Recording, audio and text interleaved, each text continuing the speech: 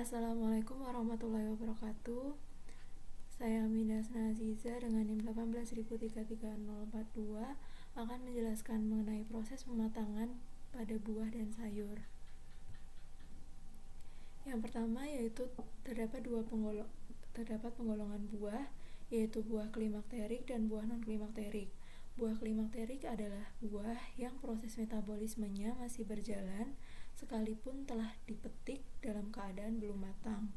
Contohnya di sini terdapat pepaya, alpukat, jambu, mangga, markisa, dan juga pisang. Sedangkan buah non-klimakterik adalah buah yang harus matang di pohon atau di induknya. Contohnya yaitu buah anggur, buah nanas, buah semangka, dan juga buah melon.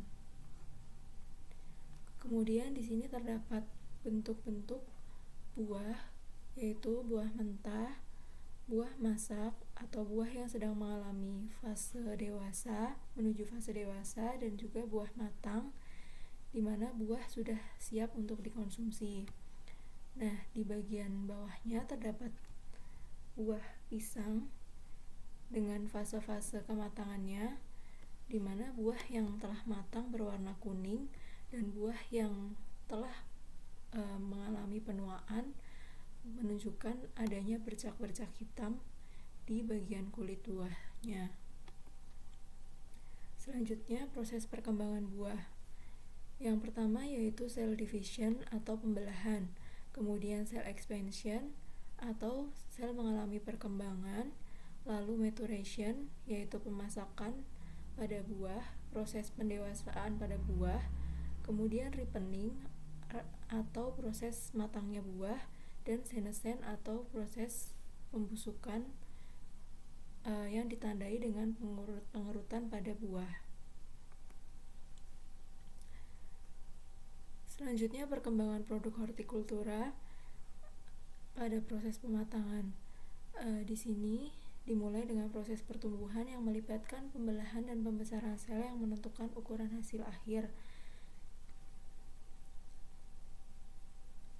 Buah akan mengalami pemasakan, yaitu tahap akhir fase perkembangan buah meliputi pembesaran sel, akumulasi fotosintat dan senyawa aromatik, serta penurunan kadar asam dan posisi buah masih berada pada pohon.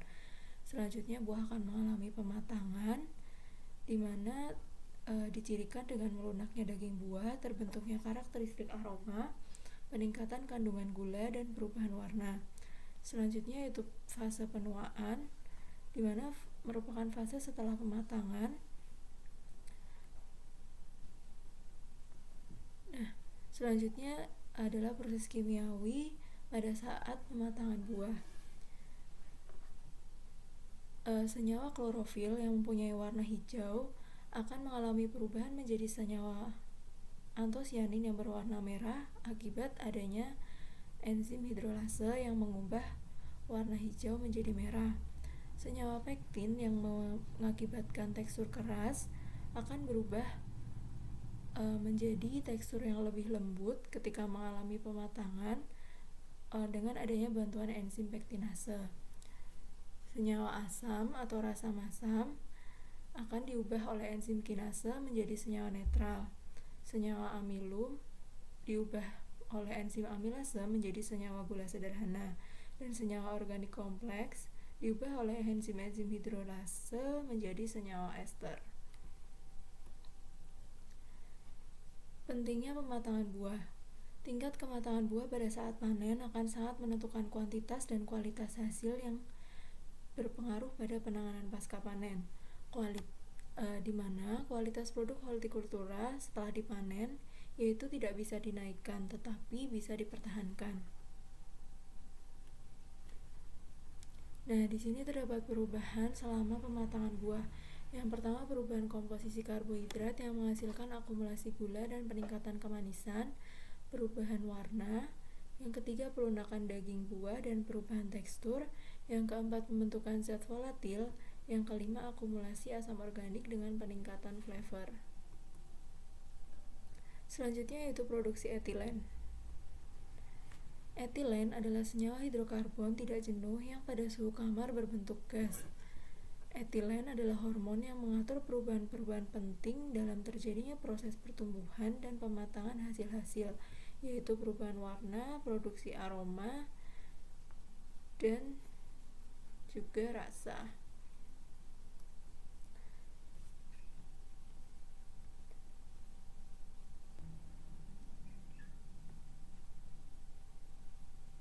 Menurut Waring dan Phillips pada tahun 1970, proses pematangan buah meliputi dua proses. Yang pertama, etilen mempengaruhi permeabilitas membran sehingga daya permeabilitas menjadi lebih besar, di mana air akan lebih mudah untuk memasuki dinding sel. Kemudian yang kedua, kandungan protein meningkat karena etilen telah merangsang sintesis protein. Protein yang terbentuk ini terlibat dalam proses pematangan buah yang berperan sebagai enzim yang dapat menyebabkan respirasi klimaterik.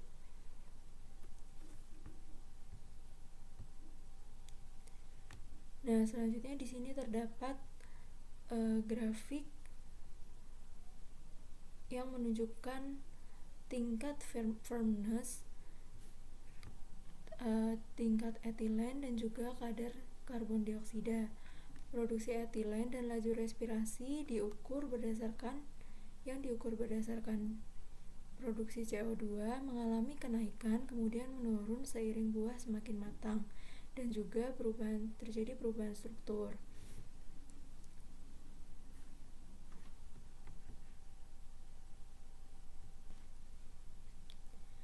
Warna hitam pada grafik tersebut menunjukkan firmness atau tingkat ketegaran dari buah, di mana baik pada A maupun B, yaitu buah tomat maupun buah kiwi, menunjukkan bahwa tingkat ketegaran akan semakin menurun seiring dengan kematangan buah.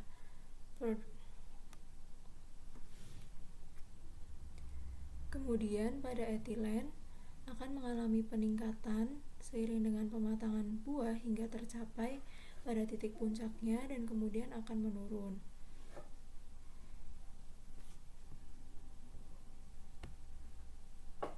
Selanjutnya buah klimakterik dan buah non-klimakterik. Seperti yang sudah dijelaskan di awal, bahwa buah klimakterik ini mengalami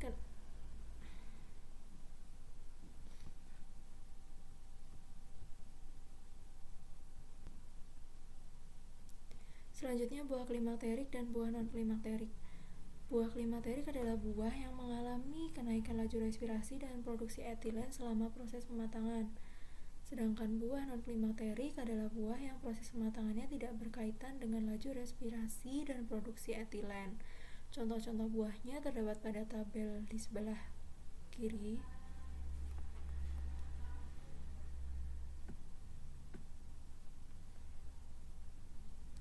Nah, di sini terdapat grafik produksi etilen pada buah klimakterik dan juga non-klimakterik.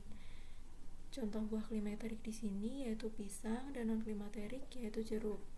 Produksi etilen selama proses pemasakan pada buah klimakterik naik perlahan-lahan sampai mencapai puncak kematangan. Sedangkan produksi etilen pada buah non-klimakterik cenderung konstan pada kondisi normal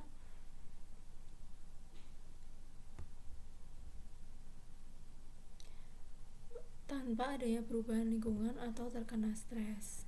Perubahan tekstur. Nah, pada perubahan tekstur ini terdapat 4 fase. Yang pertama yaitu fase inisiasi atau fase awalan, kemudian fase pelunakan secara cepat, kemudian yang ketiga fase eating window atau fase yang cocok untuk buah dikonsumsi, dan yang keempat adalah fase overripe atau fase menuju kebusukan. Pelunakan buah di dalamnya terjadi pemecahan beberapa pektin dan komponen dinding hemiselulosa polisakarida dan perubahan ikatan antara beberapa polimer. Analisis kimia dari komponen kimia pada buah kiwi meliputi solubilitas pektin. Pembengkakan dinding sel menunjukkan meningkatnya afinitas air menjadi lebih hidrofilik, pengurangan galaktosa dari pektin, dan deesterifikasi dari beberapa pektin. Nah, di sini terdapat fase biosintesis pektin. Yang pertama yaitu fase 1, di mana pada fase ini protopektin tidak larut akan diubah menjadi pektin oleh protopektinase, bantuan enzim protopektinase, kemudian menjadi asam pektinat, lalu menjadi asam pektat, dan kemudian menjadi asam galakturonat. Pada fase 2 meliputi peningkatan kelarutan pektin, kehilangan rantai samping galaktan dan arabinan dari polimer pektik, dan pembengkakan lanjut dinding sel. Seiring dengan meningkatnya kelunakan, proses lanjut ke fase 3. Pada fase 3, fase ini terdapat 2 perubahan yang disebabkan oleh etilen. Yang pertama yaitu depolimerisasi hemiselulosa polisakarida siloglukan yang berhubungan dengan berkurangnya kekuatan dinding sel. Yang kedua, depolimerisasi pektin yang berhubungan terhadap disolusi pemecahan cairan lamela tengah dan berkurangnya adisi interseluler. Selanjutnya, perubahan warna. Pada tahap senescence atau penuaan, perubahan warna pada buah umumnya diakibatkan oleh kehilangan klorofil dan peningkatan produksi pigmen kuning, oranye, merah, atau ungu. Warna keemasan, oranye dan merah pada beberapa buah.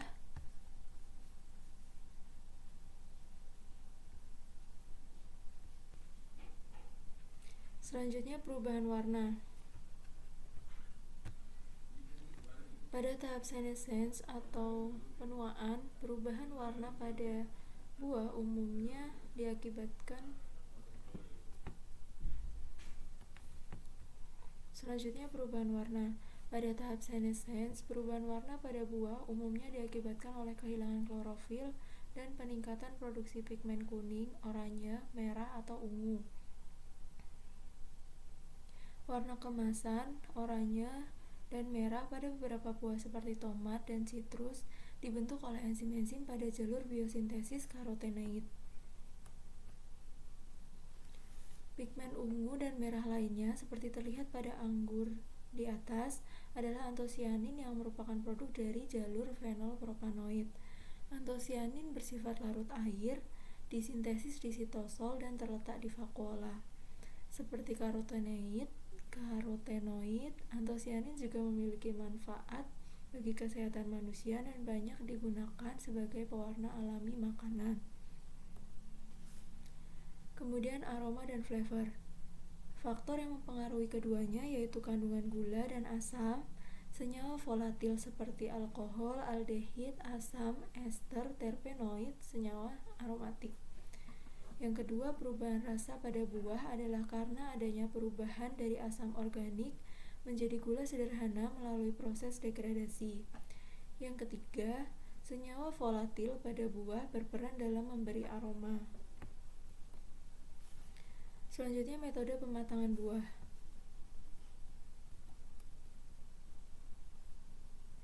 Metode dalam pematangan buah. Yang pertama yaitu penyimpanan buah yang sudah matang dengan buah yang belum matang. Kemudian penyimpanan buah pada ruang terkendali dan diberi etilen generator atau smoke producer. Pematangan buah dengan menyelubungi buah dengan sekam padi atau gandum selama 1 minggu. Kemudian dapat juga dengan pematangan secara kimiawi dan juga bisa menggunakan pematangan dengan penambahan kalsium karbid. Selanjutnya, kondisi yang baik untuk proses pematangan buah dengan ruang terkendali. Suhu yang digunakan 18-25 derajat Celcius dengan kelembapan relatif 90 hingga 95%, konsentrasi etilen sebesar 10 hingga 100 ppm dengan durasi treatment yaitu 24-74 jam bergantung pada tipe buah dan juga stage of maturity. Selanjutnya, sirkulasi udara. Cukup dengan memastikan distribusi dari etilen dalam ruang pemasakan, dan juga harus memperhatikan ventilasi. Demikian penjelasan dari saya. Ada kurangnya saya mohon maaf. Terima kasih. Wassalamualaikum warahmatullahi wabarakatuh.